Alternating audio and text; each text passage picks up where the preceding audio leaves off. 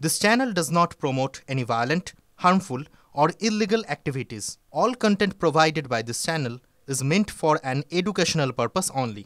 Top quality और consistent performance के लिए सिर्फ सिल्वर पंप्स नाम याद रखना। বিমান বিপর্যয়ের পর আহমেদাবাদে প্রধানমন্ত্রী নরেন্দ্র মোদী দুর্ঘটনাস্থল ঘুরে দেখেন প্রধানমন্ত্রী। উদ্ধার কাজ খতিয়ে দেখার পর সিভিল হাসপাতালে পৌঁছে যান নরেন্দ্র মোদী। একমাত্র জীবিত যাত্রীর সঙ্গে দেখা করবেন অন্যান্য আহতদের সঙ্গে। এদিন প্রশাসনিক বৈঠকও সারবেন নরেন্দ্র মোদী। ইতিমধ্যে বৈঠক শুরু হয়ে গিয়েছে, সেই ছবিটা আপনাদেরকে আমরা লাইভ দেখাচ্ছি এই মুহূর্তে। নরেন্দ্র মোদী আজকে সেই প্রশাসনিক বৈঠক, সমস্ত বিষয় একেবারে খুঁটিনাটি সমস্ত কিছু বিষয় তিনি এই বৈঠকের মাধ্যমে জানার চেষ্টা করবেন এবং এই বৈঠকে কিন্তু সব স্তরের শীর্ষ কর্তারা রয়েছেন, সেটা আমরা দেখতে পাচ্ছি। আহমেদাবাদে এই বৈঠক ইতিমধ্যেই শুরু হয়েছে। একটু আগে আপনাদেরকে ছবি দেখিয়েছিলাম যেখানে তিনি হাসপাতালে পৌঁছে যান, সিভিল হাসপাতাল। সেখানে জীবিত যাত্রীর সঙ্গে, একমাত্র জীবিত যাত্রীর সঙ্গে তিনি দেখা করেন, কথা বলেন এবং আহতদের সঙ্গে কথা বলেছেন, দেখা করেছেন, তাদের অবস্থা সম্পর্কে জানতে চেয়েছেন। সেই ছবিটা আপনাদেরকে দেখাচ্ছি কিছুক্ষণ আগের, যখন সিভিল হাসপাতালে প্রধানমন্ত্রী পৌঁছন। আর বাঁদিকে যে ছবিটা আপনারা দেখতে পাচ্ছেন সেটা এই মুহূর্তের ছবি, অর্থাৎ প্রশাসনিক বৈঠক এই মুহূর্তে করছেন নরেন্দ্র মোদী, সেই ছবিটা আপনাদেরকে দেখাচ্ছি। সমস্ত বিষয়টা এই মুহূর্তে যারা প্রশাসনিক কর্তারা রয়েছেন তাদের সঙ্গে এই বৈঠক করছেন নরেন্দ্র মোদী এবং প্রত্যেকের কাছ থেকে কি হয়েছে তার খুঁটিনাটি জানছেন এবং খুব ইম্পর্টেন্ট যেটা, পরবর্তীতে কিভাবে এগোনো হবে সেই বিষয়গুলো কিন্তু নিয়ে কথা হচ্ছে। যেমন চিকিৎসা যাদের চলছে সেই সমস্ত বিষয়গুলো, তাদের সাহায্য করা, এই সমস্ত বিষয়গুলো নিয়ে আলোচনা হবে এই বৈঠকের মাধ্যমে। এই মুহূর্তে আপনাদেরকে সেই বৈঠকের ছবি দেখাচ্ছে এবং আরও একবার বলছি, ডান দিকে যে ছবিটা আপনারা দেখতে পাচ্ছেন তা কিছুক্ষণ আগের ছবি। সিভিল হসপিটালে যে মুহূর্তে প্রধানমন্ত্রী পৌঁছন, যারা আহতরা রয়েছেন এবং এই দুর্ঘটনার একমাত্র জীবিত যাত্রী তার সঙ্গেও কথা বললেন, দেখা করলেন প্রধানমন্ত্রী। আমি ডিটেল জানবো জ্যোতির্ময় কর্মকারের কাছ থেকে। জ্যোতির্ময়, বৈঠক শুরু হলো, দেখছি সেই ছবি। দেখো, এই মুহূর্তে উচ্চ পর্যায়ের বৈঠকে রয়েছেন প্রধানমন্ত্রী নরেন্দ্র মোদী এবং এই বৈঠক অত্যন্ত গুরুত্বপূর্ণ। কী কারণের জন্য গুরুত্বপূর্ণ? তিনটে পার্টে এই বৈঠকে আলোচনা হবে। প্রথমত, যেভাবে উদ্ধার কাজ চলছে সেই উদ্ধার কাজের যাবতীয় ব্যবস্থাপনা, কিভাবে বিভিন্ন এজেন্সিগুলি পদক্ষেপ করছে তা যেমন স্বয়ং প্রধানমন্ত্রী খতিয়ে দেখেছেন, তার পাশাপাশি অসামরিক বিমান প্রতিরক্ষা মন্ত্রকের মন্ত্রী তিনি নিজে খতিয়ে দেখেছেন, কেন্দ্রীয় স্বরাষ্ট্রমন্ত্রী অমিত শাহ তিনি নিজে খতিয়ে দেখেছেন।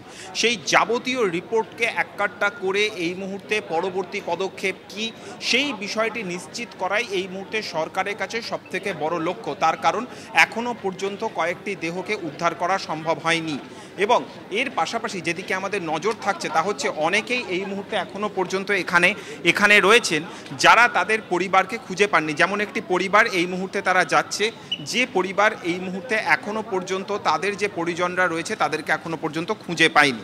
স্বাভাবিকভাবেই তাদের পরিজনদের উদ্ধার করার ক্ষেত্রে কি পদক্ষেপ করা যায় সেই বিষয়টি এখনও পর্যন্ত আলোচনা চলছে এবং প্রধানমন্ত্রী নরেন্দ্র মোদী এর পাশাপাশি যে বিষয়টি তিনি নিশ্চিত করতে চাইছেন তা হচ্ছে যে যারা এখানে হাসপাতালে ভর্তি রয়েছেন তাদের চিকিৎসার ক্ষেত্রে যাতে কোনো রকম ত্রুটি না হয় তিনি নিজে সরজমিনে সমস্ত বিষয়টি খতিয়ে দেখেছেন। সেই ইনস্ট্রাকশন রাজ্য প্রশাসনকে দেওয়া হবে। গুজরাটের মুখ্যমন্ত্রী তিনি নিজে এই বৈঠকে উপস্থিত রয়েছেন। তৃতীয়ত যে বিষয়টি গুরুত্বপূর্ণ তা হচ্ছে তদন্তের পার্ট। এই তদন্তের ক্ষেত্রে শুধুমাত্র ভারতের এজেন্সিগুলি অর্থাৎ এয়ারক্রাফট অ্যাক্সিডেন্ট ইনভেস্টিগেটিং ব্যুরো যা সিভিল অ্যাভিয়েশন মিনিস্ট্রির আন্ডারে রয়েছে, শুধুমাত্র সেই মিনিস্ট্রি নয়, তার পাশাপাশি যেটা গুরুত্বপূর্ণ বিষয় তা হচ্ছে যে একাধিক বিদেশের এজেন্সি তারাও এখানে এসে পৌঁছবেন এবং তারাও এই ঘটনাস্থলে পৌঁছে সেই জায়গার তদন্ত করবেন। কারণ আমরা জানি 40-এর বেশি ইউকের নাগরিক তারা নিহত হয়েছেন কানাডার নাগরিকরা। স্বাভাবিকভাবেই এই দেশগুলি থেকে টিম পাঠানো হচ্ছে, আমেরিকা তারা তদন্তকারী টিম পাঠাবে। স্বাভাবিকভাবেই আন্তর্জাতিক প্রোটোকল মেনে সিভিল এভিয়েশনের সেই প্রোটোকল মেনে এক্ষেত্রে অন্যান্য দেশকে ছাড়পত্র দিতেই হবে এখানে তদন্ত করার জন্য। আর সেই যাবতীয় প্রক্রিয়া কিভাবে হবে, কারণ তারা নির্ভর করবে ভারত সরকারের সহযোগিতার উপরে, ভারত সরকারের ইনপুটের উপরে। সেই বিষয়টি কিন্তু আজকের এই বৈঠক থেকে রূপরেখা তৈরি করা হবে। যদি মাধ্যমের সঙ্গে থাকো, আমরা দর্শকদেরকে সেই তিনটে ছবি একসঙ্গে আমরা দেখানোর চেষ্টা করছি। একদম বাদিক থেকে শুরু করছি, যে ছবি আমরা দেখতে পাচ্ছি একেবারে দুর্ঘটনাস্থল, সেখানে পরিদর্শন করেছেন প্রধানমন্ত্রী এবং একেবারে ডান দিকের ছবিটা যেখানে এই দুর্ঘটনায় একমাত্র জীবিত বিশ্বাস তার সঙ্গে কথা বললেন আজকে প্রধানমন্ত্রী নরেন্দ্র মোদী। সেই ছবিই দেখাচ্ছি, যে ঘটনা নিয়ে বিশ্বাসের ফিরে আসা নিয়ে অনেকেই বলছেন মিরাকল, অনেকেই বলছেন যে তার উপস্থিত বুদ্ধির প্রশংসা করতে হয়।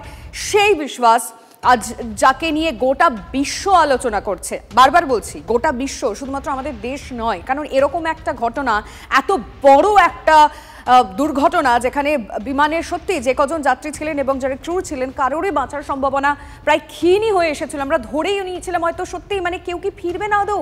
সেখান থেকে দাঁড়িয়ে যেন একেবারে সত্যি মিরাকলই বলা যায়, ফিরে আসেন এই বিশ্বাস। তার সঙ্গে আজ কথা বললেন প্রধানমন্ত্রী নরেন্দ্র মোদী।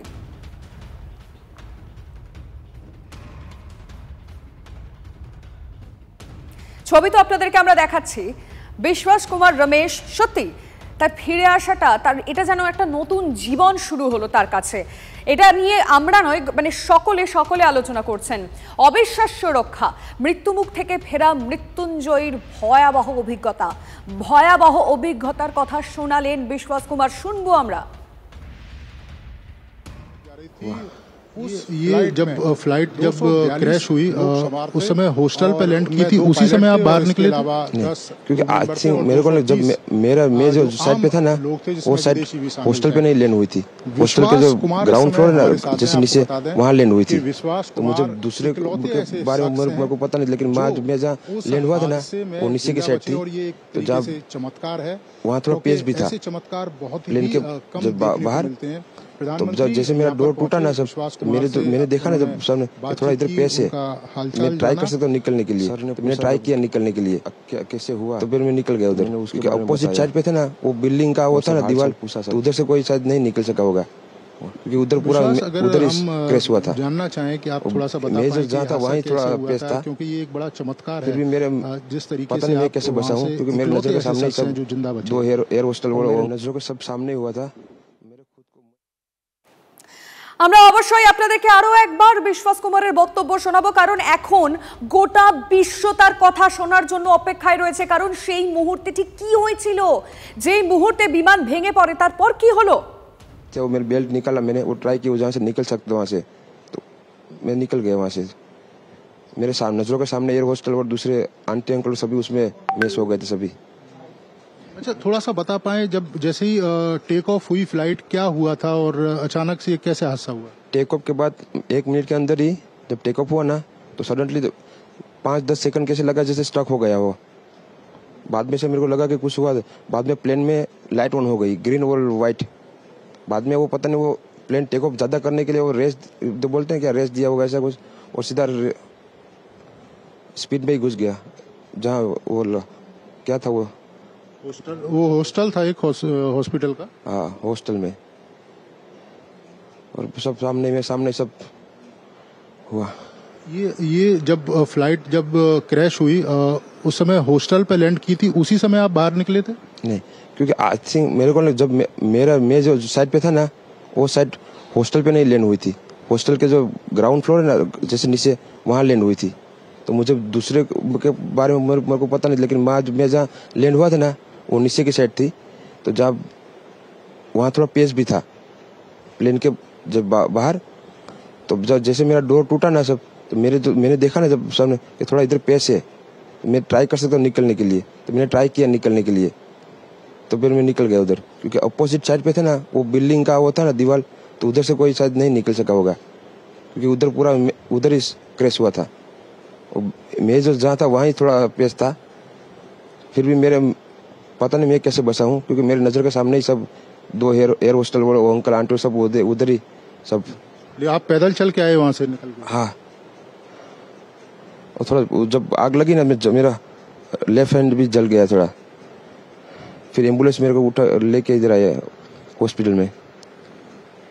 अभी इलाज वगैरह कैसा हो रहा है? अभी कैसा फील कर रहे हैं आप? इलाज बहुत अच्छा, यहाँ के लोग बहुत सपोर्टिंग है, बहुत अच्छा इलाज कर रहे हैं सब। ये आपने देखा विश्वास कुमार, जो इकलौते शख्स थे जो इस हादसे में जिंदा बचे थे। प्रधानमंत्री यहाँ पर पहुंचे घायलों को देखने के लिए, क्योंकि जब हवाई जहाज क्रैश हुआ उसके आसपास भी कई सारे लोग थे जो घायल हुए थे, जिनका इलाज अहमदाबाद के सिविल हॉस्पिटल में चल रहा है। और प्रधानमंत्री ने दिशा निर्देश भी दिए हैं कि इनके इलाज में किसी तरह की कोई আহমেদাবাদ ভয়াবহ বিমান দুর্ঘটনায় মৃত্যু মিছিল, ধ্বংসস্তূপের মধ্যে চলছে হৃদস্পন্দনের খোঁজ। গতকালের পর আজও চলছে উদ্ধার কাজ। ধ্বংসস্তূপ সরিয়ে প্রাণের খোঁজ মিলবে আশায় রয়েছেন উদ্ধারকারীরা, কিন্তু এখনো পর্যন্ত 265টি দেহ উদ্ধার হয়েছে। এর মধ্যে 24 জন স্থানীয় বাসিন্দা, যার মধ্যে 4 জন ডাক্তারি পড়ুয়া রয়েছে। বাকিরা দুর্ঘটনাগ্রস্ত বিমানে ছিলেন।